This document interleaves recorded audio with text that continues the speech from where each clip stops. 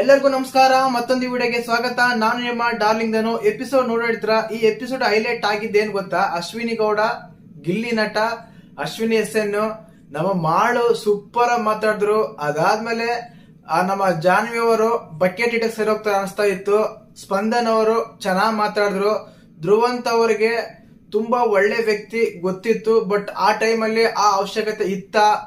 Actually ಹೇಳ್ಬೇಕಂದ್ರೆ ನಿನ್ನೆ episode ಅಲ್ಲಿ ಸೂಪರ್ ಆಗಿ ಅಶ್ವಿನಿ ಗೌಡ ಅವರ ಒಂದು ಏನಿದೆ ಆ ಇಮೇಜ್ ಏನಿದೆ, ರಾಜಮಾತ, ಯುವರಾಣಿ, ನಾನು ಅದು ಇದು ಆಳ ಮೂಳ ಕಸ ಕಡ್ಡಿ ಅಂತೆಲ್ಲ ಏನಾದ್ರ ಹೇಳ್ತಾ ಇದ್ರು, ಅದನ್ನ ಸರಿಯಾಗಿ ಗಾಳ್ತಾ ಇದ್ರಪ್ಪ ನಮ್ಮ ಗಿಲ್ಲಿ ನಟ ಅಂತೂ. ಅವ್ರ ಬಗ್ಗೆ ಅಲ್ಲೇ ಗುರು ಇವ್ರ ಒಂದ್ ಮಾತು ಹೇಳ್ತಾರೆ, ಏನಂತ, ನಿನ್ನ ಕಾಮಿಡಿ ಗಿಮ್ಡಿ ಎಲ್ಲ ಇದ್ರೆ ಮನೆ ಇಂದ ಹೊರಗಡೆ ಇಡ್ಕೊಂತೆ.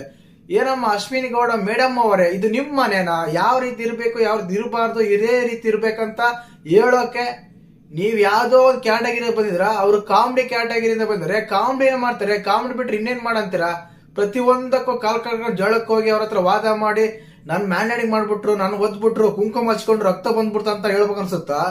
ನಿಮ್ಮ ಕ್ಯಾರೆಕ್ಟರ್ ಏನು, ನಿಮ್ಮ ವ್ಯಕ್ತಿತ್ವ ಏನು ಕ್ಲೀನ್ ಆಗಿ ಡಿಸ್ಪೋಸ್ ಮಾಡ್ತಾ ಇದಾರೆ, ಕ್ಲೀನ್ ಆಗಿ ಎಕ್ಸ್ಪೋಸ್ ಮಾಡ್ತಾ ಇದಾರೆ. ಅಲ್ಲಿ ಗಿಲ್ಲಿ ನಟ ಆಗಿರ್ಬೋದು, ಕಾವ್ಯ ಆಗಿರ್ಬೋದು, ಅಶ್ವಿನಿ SN ಆಗಿರ್ಬೋದು. ಯಾಕಂದ್ರೆ